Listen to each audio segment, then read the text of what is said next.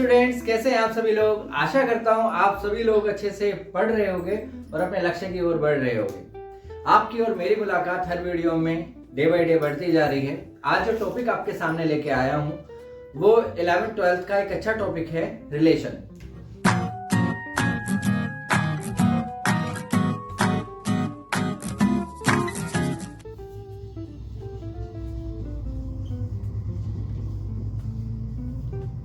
अब सबसे पहली बात तो स्टूडेंट के रिलेशन होता क्या है, राइट। टॉपिक जो रिलेशन है क्रिएट हुआ सेट से। पहले आपने सेट पढ़ा और सेट के बाद हम रिलेशन पे आते हैं, राइट। सेट क्या होता है? A well defined collection of object. आप बहुत अच्छे से जानते हो सेट में हम एडिशन कर सकते हैं, सब्ट्रैक्शन कर सकते हैं और मल्टीप्लिकेशन भी कर सकते हैं। जो सेट की मल्टीप्लिकेशन होती है वहां से कार्टेशियन प्रोडक्ट ऑफ सेट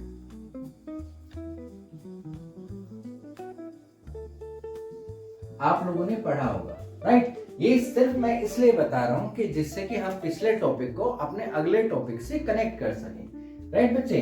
जो हमारे पास कार्टेशियन प्रोडक्ट होती है, if we have two sets, अगर हमारे पास दो सेट्स हैं, एक ए है और एक बी है, तो जब हम ए इंटू बी करते हैं तो हम इसे बोलते हैं Cartesian product of sets, right.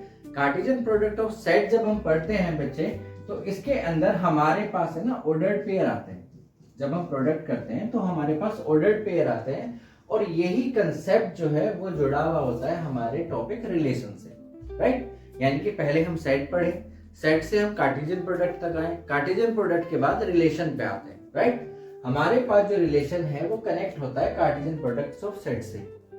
जब हम कार्टेशियन प्रोडक्ट ऑफ सेट पढ़ते हैं, इस तरह का प्रोडक्ट करते हैं, ये हमारे पास ऑर्डर्ड पेयर होते हैं, यहीं से डेफिनेशन क्रिएट होती है रिलेशन की। अब रिलेशन की डेफिनेशन क्या होती है, right. If we have a not empty set A, सबसे पहली बात तो अगर रिलेशन डिस्कस करना है तो मुझे कोई सेट लेना पड़ेगा। जैसे आप लोग भी जानते हैं कि आप खुद से रिलेशन करें या आप किसी दूसरे से रिलेशन करें तो इनिशियल स्टेज पे हमें कोई एक तो चाहिएगा, राइट। इसीलिए हमारे पास लेट एक सेट है ए जो कि हमारे पास नॉन एम्प्टी है, राइट। अगर हम ये कह रहे हैं कि आर एक रिलेशन है from set A to A, R is a relation from set A to A, then we said अगर आर सबसेट है ए क्रॉस ए का तो हम आर को बोलते हैं रिलेशन, राइट। दोबारा से बोलता हूं, अगर हमारे पास एक सेट है A, then R is a relation from set A to A when R is a subset of A cross A, right? Relation एक रूल है जो किसी सेट से किसी सेट के ऊपर भी हो सकता है। अगर हमारे पास सेट डिफरेंट है तो A से B के ऊपर भी पढ़ा जाता है। यानी कि R is a relation from set A to B such that कि जो R हो वो आपके पास सबसेट हो बच्चे A क्रॉस B का। अगर ये कंडीशन हमारे पास वेरीफाई करते हैं तो R को हम रिलेशन बोलते हैं। अगर ये कंडीशन वेरीफाई नहीं होती है तो हम R को रिलेशन नहीं बोलते हैं। For example, if we have A 1 2 3 suppose B 4 5, right? अब जब हम A क्रॉस B फाइंड करते हैं तो हम लिखते हैं बेटा A4 A5 2 4 2 5 3 4 3 5, ये हमारे पास हुआ A क्रॉस B। अब R अगर एक रिलेशन के बारे में बात करूं, इसी के कुछ एलिमेंट्स हमने यहाँ पे रखे, जो भी आप चाहें वो ले सकते हैं। यानी कि ये सारे के सारे एलिमेंट यहाँ पर हैं, इसीलिए हम R को रिलेशन बोलते हैं। लेकिन अगर यही काम हमारे पास ऐसे हो कि सर 1 4, अगर कुछ इस तरह का हो तो ये रिलेशन नहीं माना जाता। क्यों नहीं माना जाता बच्चे? क्योंकि इसमें है ना ये कुछ एलिमेंट ऐसे हैं जो हमारे सेट में है ही नहीं। यानी कि R2 जो है वो हमारे पास सब सेट नहीं है A क्रॉस B का, therefore R2 is not a relation। R1 में जितने भी एलिमेंट हैं वो सारे के सारे हमारे सेट के अंदर ही हैं। इस वजह से हम R1 को बोलते हैं कि R1 जो है वो सब सेट है हमारे पास A क्रॉस B का, इसलिए R1 एक रिलेशन है। उम्मीद करता हूं आपको क्लियर हुआ होगा। R is a relation when R is a subset of A cross B if we have two sets A and B। अगर हमारे पास सिंगल सेट है तो वो रिलेशन हम ए से ए पे भी ले सकते हैं, लेकिन कंडीशन ये रहेगा कि हमारे पास जो आर है उसको सबसेट होना पड़ेगा हमारे पास A क्रॉस B का, राइट। कुछ एग्जांपल्स लेते हैं बेटा।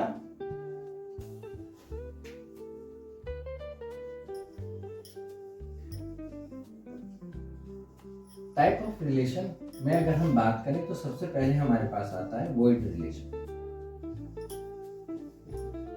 इस वॉइड रिलेशन को आप एम्प्टी रिलेशन भी बोलते हैं।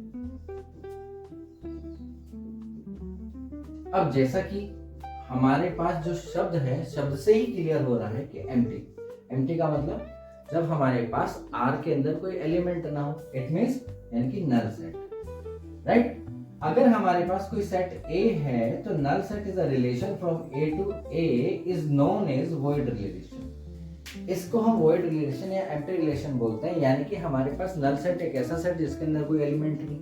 और जैसा कि मैंने अपनी बात को शुरू करने से पहले आपको कहा था कि जब हम रिलेशन पढ़ते हैं तो मेरे पास एटलीस्ट एक कैंडिडेट तो होना ही चाहिए, राइट। आर के अंदर अगर कोई एलिमेंट नहीं होगा फाई, तो हम किसको किससे रिलेट करेंगे? इट मींस हम रिलेट नहीं कर पाएंगे तो उसे हम रिलेशन में काउंट नहीं करते। यानी कि this type of relation is known as void relation when phi is a relation from A to A, तो इसे हम एम्प्टी रिलेशन या वॉइड रिलेशन बोलते हैं।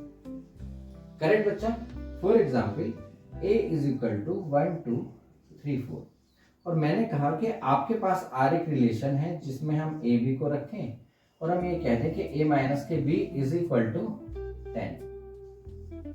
अब अगर A और B हमारे पास एक ही एलिमेंट हैं तो हमारे पास इनमें से कोई भी दो एलिमेंट ऐसे नहीं होंगे जो हमारी इस चीज को फॉलो करेंगे या सेटिस्फाई करेंगे। इट मींस इस वक्त जो ये R है ये हमारे पास एक वॉइड या एम्प्टी रिलेशन होता है। करेक्ट हो गया, राइट। हमारे पास जो दूसरा टाइप होता है उसे हम बोलते हैं यूनिवर्सल रिलेशन। यानी कि हमारे पास अगर कोई एक सेट है A, बार बार एक नॉन एम्प्टी सेट के साथ हम रिलेट नहीं करते हैं, हमारे पास एक नॉन एम्प्टी सेट है A, then universal relation from A to A। क्यों? क्योंकि जिस वक्त आप A क्रॉस A निकालते हैं बेटा, उस वक्त ये आपके पास सबसेट होता है इस पूरे का, राइट। इस वजह से इसे हम यूनिवर्सल रिलेशन बोलते हैं। यानी कि हमारे सेट के जितने भी A क्रॉस B के सारे मेंबर अगर हमारे पास हों और हम लें, यानी कि जैसे एग्जांपल आप लोगों के सामने लिया था, अगर मैं यहाँ कहने लगूं कि R के अंदर ये जितने भी एलिमेंट हैं वो सारे के सारे यहाँ पर हैं, तो उसे हम बोलते हैं यूनिवर्सल सेट। वॉइड सेट और यूनिवर्सल सेट के बीच में एक कॉमन बात क्या होती है बेटा, कि ये हमारी रिलेशन में सबसे छोटा रिलेशन होता है और यूनिवर्सल में ये हमारे रिलेशन में सबसे बड़ा, यानी कि smallest relation is void relation and the largest relation is a universal relation. यानी कि आज के टॉपिक में हमने क्या काम किया, रिलेशन है क्या, कहां से हमारी शुरुआत करनी होगी, और उसके बाद हम जो चल रहे हैं वो टाइप ऑफ रिलेशन पे चल रहे हैं। इस वीडियो में मैंने आपको दो टाइप के रिलेशन बताए, एक तो वॉइड और एम्प्टी रिलेशन और यूनिवर्सल रिलेशन। अगली वीडियो में कुछ और टाइप्स के साथ आपसे फिर मुलाकात होगी। तब तक के लिए एंजॉय करें, वीडियो देखें और अपना बहुत बहुत ध्यान रखें। Thank you.